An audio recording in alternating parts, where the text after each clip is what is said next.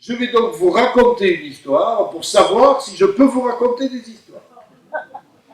Si ce n'est pas le cas, j'arrête. Je prends des risques.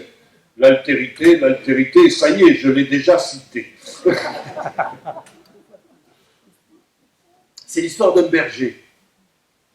Un berger, mais attention, un berger de la montagne. Moi, je suis de l'Ariège, on vous l'a dit, c'est des pays où les bergers, quand ils s'en vont à la montagne, ils en ont pour 4 ou 5 mois à être là-haut sur l'estive. Ne me parlez pas d'alpage. L'alpage, c'est ailleurs, dans ce monde étrange qu'on appelle les Alpes. Mais dans les Pyrénées, c'est l'estive.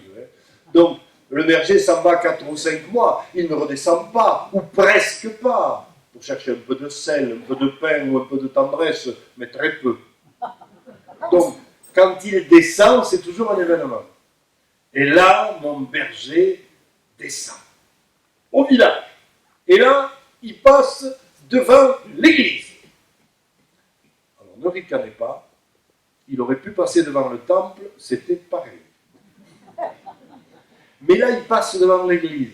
Il passe devant l'église, et devant l'église, devinez qu'est-ce qu'il y a? Le curé. Ben ça, vous êtes des hommes de Dieu pour avoir de telles pensées, parce que dans la plupart des autres publics, on me dit, oh, un vide-grenier.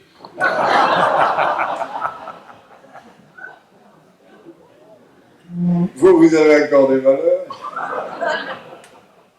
Et le curé voit le berger, il ne l'a pas vu depuis 3-4 mois. Il le regarde d'un œil suspicieux, l'appelle, le berger vient, méfiant. Le curé lui demande sur ce ton, « Dis-moi, mon garçon, quand tu es tout seul là-haut à la montagne, qu'est-ce que tu fais le matin et le soir ?» Le berger sent le piège. Il y va à reculons. Il essaye un peu penaud.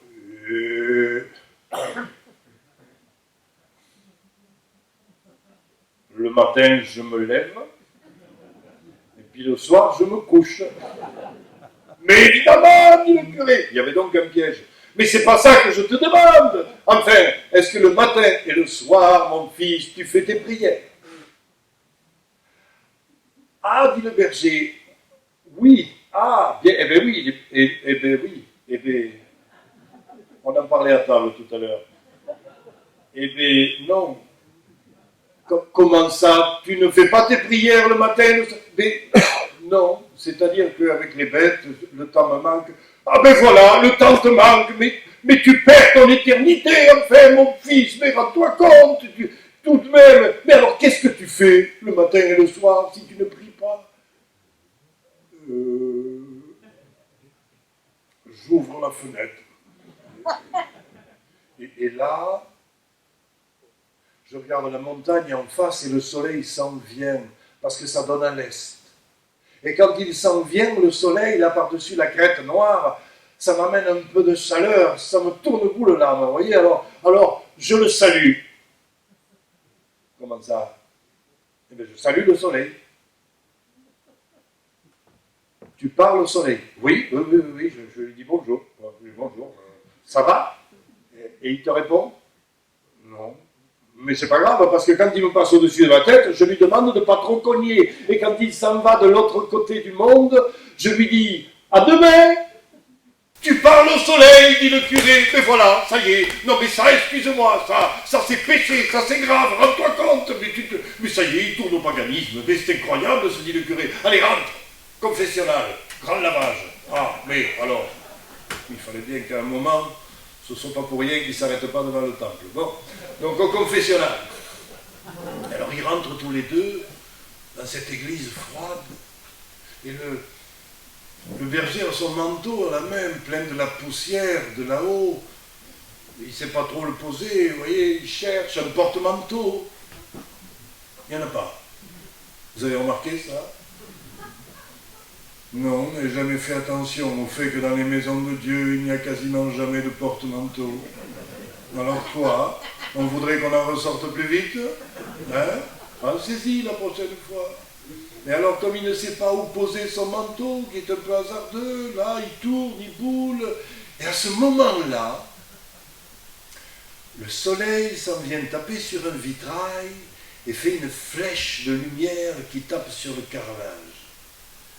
Et le curé, un peu hautain, « Voilà mon fils, ton grand ami le soleil qui vient te saluer. Eh bien, tu n'as qu'à lui laisser ton manteau à garder puisque tu lui parles d'ordinaire. » Oh, la bonne idée.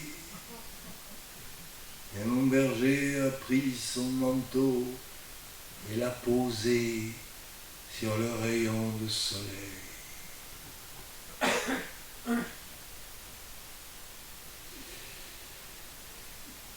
Il y a deux fins possibles à cette histoire. La première est évidente. La première laisserait choir le manteau dans la poussière, car qui a jamais vu un peu de lumière tenir un manteau en l'air? Si vous avez vu tomber le manteau dans la poussière, bonnes gens, c'est que vous êtes des gens de raison, des gens sérieux, des gens qui savent. Je vous en félicite. Ça vous aidera grandement dans le monde dans lequel nous vivons. Mais pour la soirée de ce soir, elle va vous paraître longue. Mais si par hasard, un instant, une seconde, un rien, un souffle, un instant seulement, vous avez vu le manteau rester suspendu sur le rayon de soleil. Alors, mes bons amis, vous êtes du parti des rêveurs, de ceux qui peuvent croire aux choses folles et aux gens qui marchent sur les eaux. Et si vous croyez à cela, alors oui, j'ai des histoires pour vous.